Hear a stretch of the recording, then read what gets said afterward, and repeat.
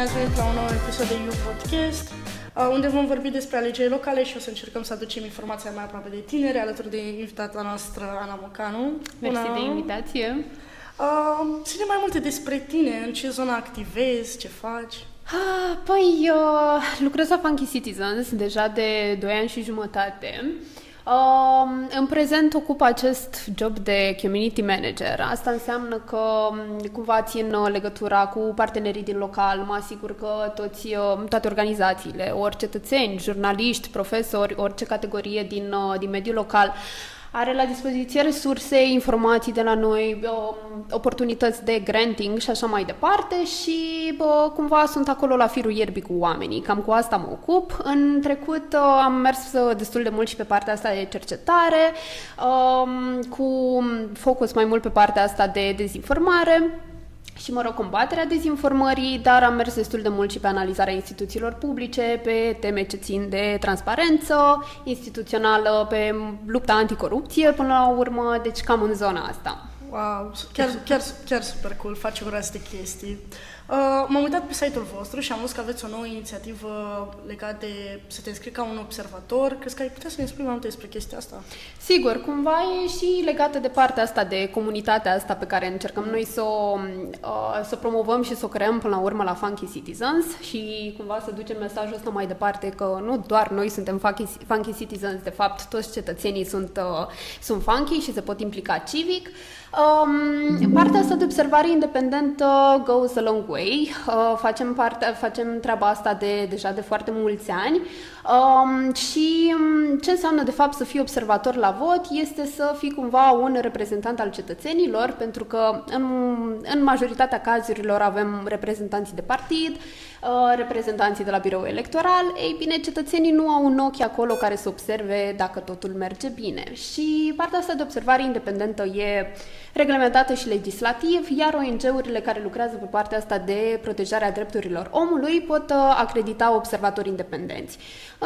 Într-o propoziție, cum ne place nouă să zicem mereu de observarea independentă, este faptul că încurajăm cumva cetățenii să dea 24 de ore pentru protejarea democrației. Cam asta se întâmplă, mergem, să vedem dacă votul până la urmă este secret, este corect și că protejăm cumva integritatea alegerilor. Ok. Și cum se desfășoară ziua votului? Ce ar trebui un tânăr să știe? Cred că prima informație și cumva prima informație pe care am văzut-o de fapt că e cea mai importantă de când am tot umblat cu caravana asta civică, despre care putem să povestim mai încolo, e panica asta cumva că toată lumea vorbește că sunt alegeri anul ăsta și că sunt toate tipurile de alegeri. Tinerii sunt conștienți de treaba asta, numai că în momentul în care intrăm puțin în discuția de fapt, hei, ce se întâmplă pe 9 iunie, ce se întâmplă în septembrie, deja lucrurile încep să fie puțin difuze. Deci pe partea asta cred că cel mai important aspect e să știm pe 9 iunie, că cumva astea sunt primele alegeri la care o să trebuiască să mergem, să știm de fapt ce votăm. Că am auzit de alegeri locale, am auzit de alegeri europarlamentare, numai că o să fie destul de dificil pentru tineri în momentul în care calcă în secția de vot să înțeleagă de ce unii dintre ei primesc 5 buletine de vot, de ce unii dintre ei primesc un singur buletin de vot. Deci cumva cred că asta e primul aspect super important, să știi dacă poți să votezi la toate alegerile. Pe 9 iunie, teoretic, ar trebui să primim toți câte 5 buletine de vot. Un buletin pentru Parlamentul European, un buletin pentru primar, unul pentru consilierii locali, încă unul pentru președintele Consiliului Județean și pentru consilierii județeni. Situația asta puțin diferit când ne referim la studenți sau la, persoane, cetățeni care s-au mutat din orașul natal în alt oraș, fie el Bucureștiu sau Cluj și așa mai departe, pentru că intervine conceptul de domiciliu, de viză de flotant, care îți asigură cumva faptul că poți să votezi și la altă adresă decât cea pe care o ai în buletinul de vot. Ei, și cumva partea asta devine puțin dificilă pentru studenții din București, studenții din Cluj și așa mai departe, și am simțit-o și noi în momentul în care am fost cu un maraton de fact-checking în universități, în care am încercat să vedem puțin pulsul situației. Voi știți ce votați anul ăsta? Da, că votăm la aia, votăm la cealaltă, zic, bun. Și câți dintre voi aveți viză de flotant? Liniște. Cred că 2-3 mâini s-au ridicat. Deci cumva asta e primul lucru pe care primul îndemn pe care l-aș da tinerilor. Este ok, avem tot entuziasmul ăsta să mergem la alegeri, dar să ne asigurăm înainte să vedem la câte alegeri putem vota. Și treaba asta se află destul de ușor. La europarlamentare poți vota de absolut oriunde, inclusiv diaspora, pentru că România funcționează ca o circumscripție electorală unică. Dar în situația alegerilor locale depinde. Ești în orașul în care ai adresa din buletin, adică domiciliu, da, ok, super, înseamnă că probabil o să poți să votezi la toate. Te-ai mutat în București sau în Cluj cu facultatea, ok, ți-ai făcut viză de flotant? Nu. Asta înseamnă că probabil va trebui să te duci înapoi acasă să vezi ce poți vota sau nu. Toate informațiile noi deja le avem pe Funky Citizens, într-o formă funky, ca să fie cât mai ușor de înțeles pentru tineri. Și pe mai departe, cumva, ziua votului înseamnă mult mai multe lucruri, înseamnă documente pe care trebuie să le ai cu tine și dacă e de interes, oare dacă vrei poți să fac cumva așa pe pași ce se întâmplă în acele 5 minute pe care le ai în secția de vot. Cred că e necesar. Cred că ar fi interesant pentru cei care votează pentru prima dată să aibă așa un fel de ghid acum prezentat. Da, exact. Mai ales că e și tot entuziasmul ăsta legat de alegeri. Eu pot să zic și din experiența personală, prima oară când am mers la vot am mers cu emoții, pentru că știam că e prima oară când fac treaba asta, este prima oară când sunt consultată în mod direct față de ce se întâmplă în țara asta. Deci cumva important de știut este că secțiile de votare sunt deschise de la ora 7 dimineața până la ora 10 seara, deci ai timp oricând să te duci, dacă ești o persoană mai matinală, dacă te trezești mai târziu în ziua aia de duminică, din 9 iunie poți să te duci în tot intervalul acesta orar. Ce e important în momentul în care treci în secția de votare? Intri cu buletinul de identitate sau dacă nu ai buletinul de identitate, ai nevoie de un act de identitate emis de statul român. Aici intră și pașapoarte, din nou, nu o să înșir toată lista, că sunt cam 10-15 documente care sunt admise de statul român. Intri, ești consultat în într-un acest sistem de control în care te verifică cu buletinul de vot, să vadă dacă poți să votezi la secția aceea de votare la care ai fost arondat, dacă va trebui să intri pe o listă suplimentară și după ce ești verificat de oamenii cumva de la intrare, să se asigură că ești un cetățean cu drept de vot, vei merge la următorul birou în care vei primi buletinele de vot, vei primi ștampila și aici un detaliu foarte important care am observat că nu prea se pune accentul.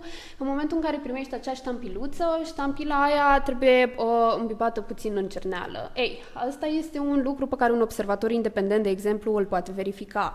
Cetățenii primesc ștampilele alea îmbibate ca lumea în cerneală, pentru că dacă primești o ștampilă care n-a mai fost îmbibată de la 30 de cetățeni care au votat încoace, asta înseamnă că o să apară super ștearsă pe buletinul de vot și asta poate duce la fraudă, nu-i așa, la furarea votului și cumva anularea lui și așa mai departe la momentul numărării. Deci ne asigurăm mereu că avem cerneală pentru buletinul de vot și după mergem în backstage, în această cabină în care trebuie să fim singuri, avem acest moment intim cu votul nostru în care, ne gândim, ok, acum cu cine votez eu? Bine, întrebarea asta cred că ar trebui să ne răspundem fiecare puțin mai devreme de ziua votului și acolo punem ștampila pe listele pe care le avem. Dacă am greșit, pentru că există și posibilitatea asta, mai ales dacă este prima oară când mergi la vot, ai emoții poate, sau sunt 5 buletine de vot, poate pur și simplu ai pus ștampila din greșeală pe altcineva sau pe altă listă de partid, o să mai ai dreptul la doar un singur buletin de vot să-l primești în condițiile în care ai pus ștampila aiurea. Și după există aceste urne care trebuie sigilate, la fel observatorul independent ar trebui să se asigure că aceste urne sunt sigilate și ștampilate de președintele biroului electoral, îți pui buletinul de vot în urnă and you're free to go, doar că vei primi acel sticker pe care îl avem pe spate și pe care o să-l tot colecționăm anul ăsta și după aia poți să te duci să-ți faci selfie-uri cu buletinul de vot, nu în secția de votare totuși, și poți să zici că ai votat și că ai bifat și partea asta. Super cool. Și, ok, că am vorbit de faptul că o să ajungi acolo și trebuie să te decizi cu cine votezi. Tu unde ne luăm informația legată de candidații la nivel local? Că la nivel de Parlamentul European s-a tot discutat și a fost mai mediatizat. Da, uite, partea asta de alegeri locale, dar de fapt cred că e important treaba asta și pe alegeri europarlamentare. Primul pas e să vedem, ok, când primesc buletinul ăla de vot sau, mă rog, când mă informez legat de candidați, să înțeleg de ce unii sunt un singur om și alții sunt această listă interminabilă de oameni pe lista unui partid. Deci, cumva, primul pas e să înțelegem la alegerile locale dacă avem primari independenți, dacă avem primari care candidează din partea unui partid și la fel la consilierii locali și județeni. Acolo, în majoritatea cazurilor, probabil o să avem aceste liste lungi, probabil un buletin de vot o să fie așa, de tot dat, pentru că avem aceste liste de oameni pe care le votăm. În mod evident, și la alegeri locale avem și această variantă de a vota candidați independenți. Acum, alegerile locale. Dacă pui așa și faci un calcul rapid să vezi cam câți oameni de fapt tu o să votezi la alegerile locale, dacă votezi la toate aceste 4 rânduri, aceste 4 buletine de vot, o să-ți dea câteva zeci de oameni pe care tu o să-i o să le dai încrederea ta pentru următorul mandat. În mod evident să verifici fiecare candidat în parte de fiecare listă de consilieri județeni și locali poate dura foarte mult și poate, nu știu, unii dintre noi nu avem timpul să facem treaba asta sau, în general ești deja confuz cu alegerile astea, nu ți-ar sta să faci stalking pe fiecare candidat. Ce recomandăm noi de făcut și cumva pot să zic și din experiența noastră cam ce funcționează pentru a ne asigura că cumva candidatul pe care îl aleg chiar rezonez cu el, este în primul rând să caut numele partidului sau candidatului la primărie, președinte de Consiliu Județean și așa mai departe, numele pe Google, poate n-ar strica să pun și un DNA lângă sau să caut știri despre acest om, să văd ok. Acest om pare că are această platformă super, nu știu, pe tineri și vrea să ajute tinerii și vrea să asigure locuințe și tot felul de chestii, dar la un search rapid pe Google văd de fapt că, nu știu, are dosare penale sau că a fost trimis în judecată sau că a fost factorul unui proces fraudal sau de corupție. Primul lucru pe care trebuie să-l facem, just Google it, pentru că, avem atâta presă care poate documenta partea asta, mai ales presa independentă care face o treabă excelentă pe partea asta de verificare a candidaților. Mai departe, m-aș mai uita pe primar și în general și pe consilierii locali și județeni, de ce nu, la declarațiile de avere pe care le avem disponibile pe site-ul Autorității Electorale Permanente. Dacă intrați pe AEP, o să vedeți acolo direct declarațiile de avere a fiecărui candidat. Intrați, vedeți și dacă vi se pare, nu știu, poate dubios că un candidat care zice că face lucruri pentru oameni și pentru comunitate are 5 mașini în curte și nu știu câte vile, poate unele în România, altele altundeva, ok, poate e un moment bun să ne activăm puțin gândirea critică și să vedem, ok, dar cum a ajuns acest om la această avere? A mai avut o funcție publică în trecut? A fost acuzat în trecut de spălare de bani sau de folosirea banului public în interes propriu. Deci, cumva, primul sfat pe care pot să-l dau și chiar poate să fie foarte, foarte fun să faci treaba asta, e să fim pur și simplu stalkeri. Pur și simplu să stăm să verificăm cele mai importante lucruri ar fi cam așa. Să vedem ce a zis presa despre oamenii ăștia, Dacă ne uităm pe listele de consilieri locali sau județeni, hai să ne uităm întâi la partide și să vedem dacă partidele astea rezonează cumva cu valorile noastre, fie ele progresiste, stângiste, nu știu, fiecare dintre noi are valorile și ideologiile lui, vedem cumva cu ce rezonăm cel mai tare, ne uităm pe partea asta de declarații de avere și de ce nu și social media pe partea asta de discurs pe care l-au cu oamenii, e un semn destul de bun. Nu știu, dacă am văzut niște candidați care vorbesc despre ei în postări la persoana a treia, mi s-a părut dubios, adică cumva vrei să faci conexiunea asta cu cetățeanul, dar te referi la tine la persoana a treia, nu știu, hai să văd ce mai ai de spus valoros pe subiectul ăsta. Și în mod evident, mai ales că ne apropiem ușor de alegeri și presa independentă face o treabă excelentă să documentarieze puțin partea asta. Deci cam asta aș face, m-aș orienta și spre presă sau publicații de tineri, cum e Politica la Minut, gen știri, să văd și ce au ei de spus legat de partea asta de alegeri locale. Cam atât în nutshell, sunt multe de verificat, dar cumva ține de fiecare dintre noi cât de departe vrem să ne ducem pe partea asta. Și ce sfaturi le-ai dat tinerilor care votează pentru prima dată? Sfaturi? Da. Primul sfat, pentru că, bine, asta e și un pitic pe creier pe care l-am, pentru că de obicei în an de alegeri cu toții vedem, nu-i așa, toate aceste îndemne, tinerii vor schimba lumea, este responsabilitatea ta să construiești ziua de mâine și, în mod evident, poate să fie, nu știu, poate împuternici cumva tânărul să se considere relevant, să se considere că vocea lui chiar contează și, într-adevăr, chiar contează, dar în același timp simt și o presiune foarte mare pe care se pune pe ei și vedem în toate campaniile astea de motivarea tinerilor să iasă la vot, faptul că nu se vorbește și de restul populației care poate, nu știu, este absentă la vot, se pune mereu accentul doar pe tineri.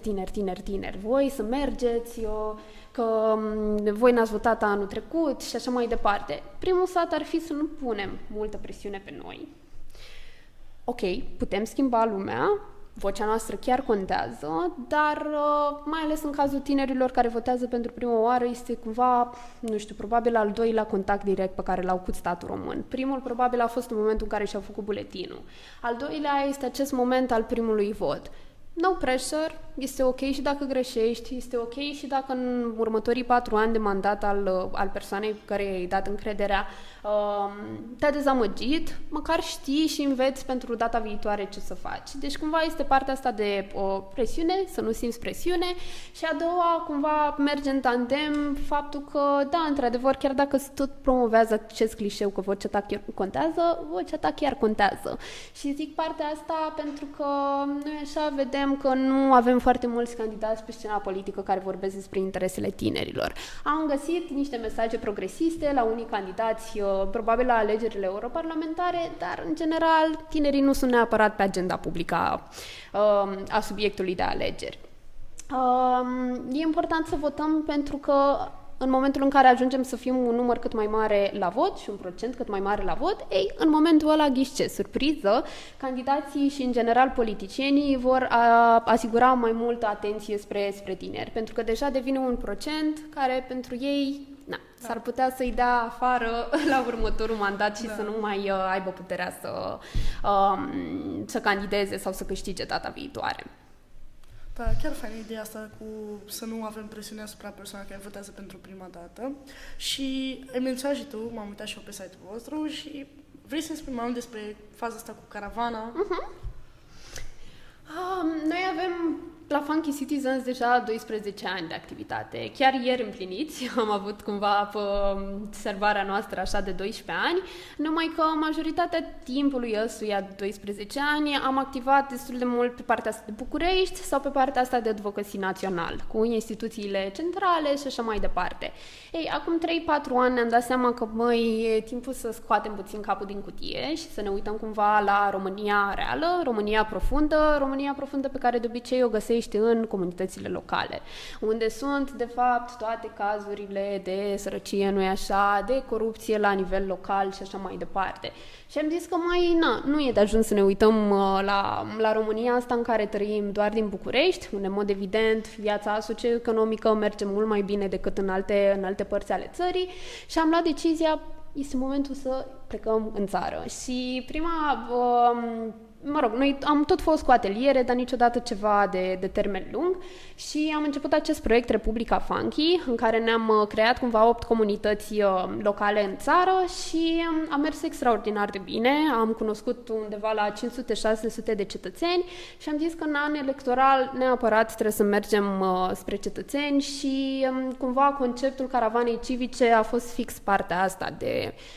În 2024 știam cu toții că o să auzim doar alegeri, politicieni, candidați, totul politic și cumva am considerat că cetățeanul o să se simtă la un moment dat sufocat de toată partea asta de politic.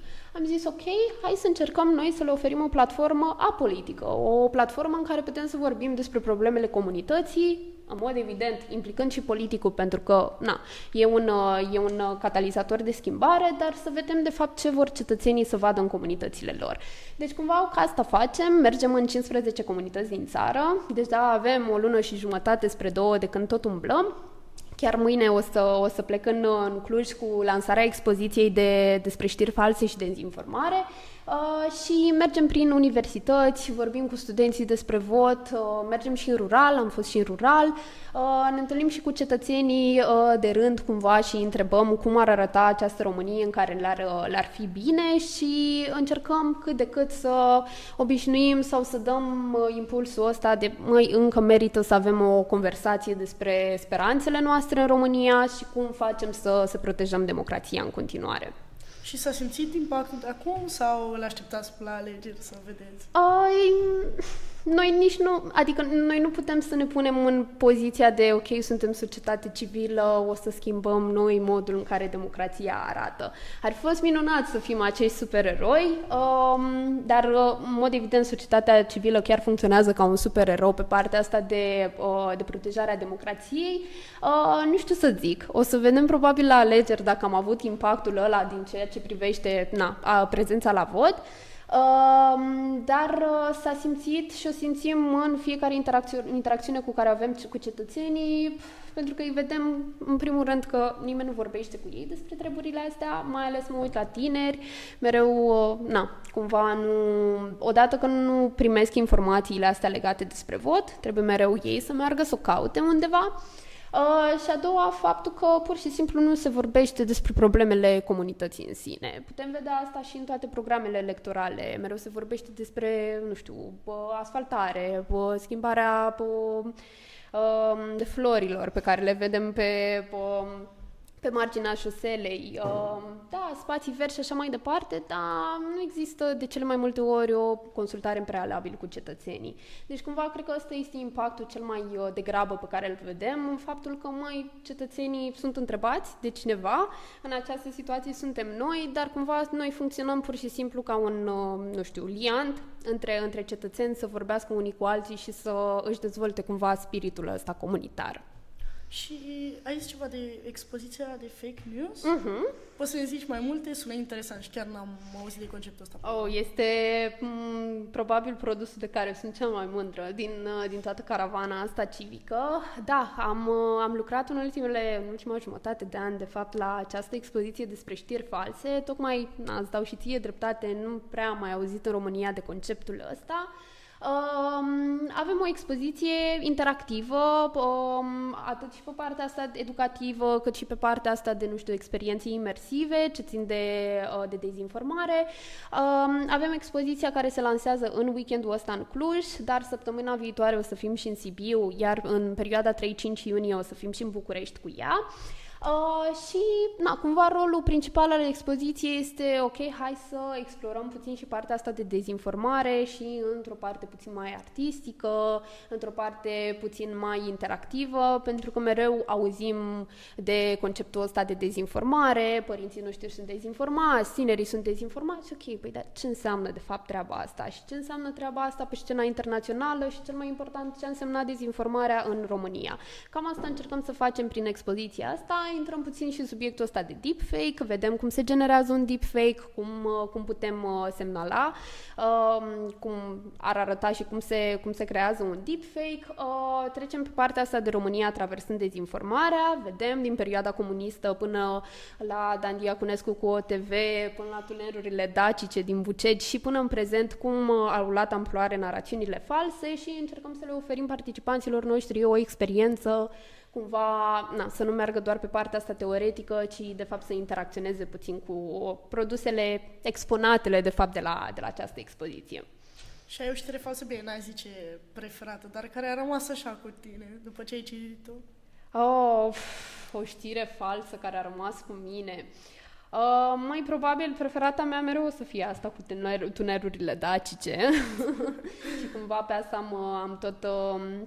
am tot săpat-o în expoziția asta, dar cumva și din cercetările la care am lucrat în dezinformare, pe partea asta de dezinformare, nu prea poți să alegi ceva preferat pentru că de obicei nu-ți alimentează neapărat sentimente pozitive. De obicei, sunt toate aceste lupte între cineva care ne controlează de sus și suntem o marionetă și așa mai departe pe partea asta puțin mai extremistă, din păcate, dar se poate găsi și părți amuzante cumva din partea asta. Da. Și ce pot candidații să facă în timpul campaniei electorale și ce nu pot să facă? Ce pot să facă? E o listă destul de lungă. În primul rând avem campania electorală începută pe 10 mai. Luna aceasta va ține până sâmbătă înainte de alegeri. Deci pe 8 iunie de dimineață, începând cu ora 7, în momentul ăla o să se oprească campania electorală. În această lună, pe care o avem deja în desfășurare, au voie așa. Campania electorală înseamnă pe partea asta de produs fizic aceste panouri electorale pe care le tot vedem prin oraș. Asta ar fi partea de ce au voie să facă, să-și pună afișe. Aceste afișe, în mod evident, au niște dimensiuni deja exprimate cumva de legislație, cât de mari pot să fie, câte pot să fie, pentru că e foarte important că candidații și, partidele candidate la aceste alegeri își pot pune doar un singur afiș. Dacă dăm o scurtă vizită prin București, în 5 minute ne trebuie, putem vedea că partea asta nu este respectată întotdeauna. Au voie să-și promoveze în mod evident prin social media campania, prin mesaje, prin sloganuri și prin tot felul de reclame. Asta pe partea de social media cu o singură mențiune, faptul că nu putem vedea simboluri naționale pe aceste afișe. Și aici aș face o paranteză pentru că avem în momentul ăsta un partid care, după percepția noastră când ne gândim la simboluri naționale, probabil ne putem gândi și la niște personaje din istoria României. Din punct de vedere legislativ, simbolurile naționale sunt destul de concrete. Țin de stema României, de drapel și de imn. Deci aceste trei elemente nu pot fi promovate sau incluse în aceste afișe electorale. Chiar dacă percepem simbolurile naționale și prin anumite personaje istorice sau prin alte modalități, cumva astea nu includ partea asta legislativă ce o avem. Bun, pe mai departe, ce mai au voie să facă este, în mod evident, să participe la dezbatere electorale. Să sperăm că anul ăsta o să avem cât mai multe, pentru că vedem din ultimii ani că nu prea mai a avut o dezbatere reală între candidați.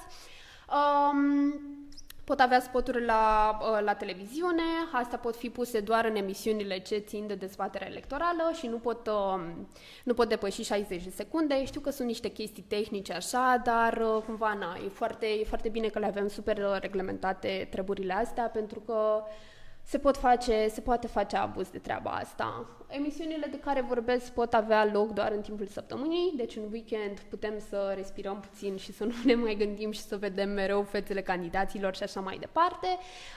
Și pe partea asta de ce nu au voie să facă, că e și foarte important, pe lângă partea asta de afișe, ce ți-am menționat, partea asta de oprirea campaniei pe 8 iunie, mai avem partea asta de interzicerea a mesajelor ce țin de ura față de minorități, instigarea la ură și așa mai departe.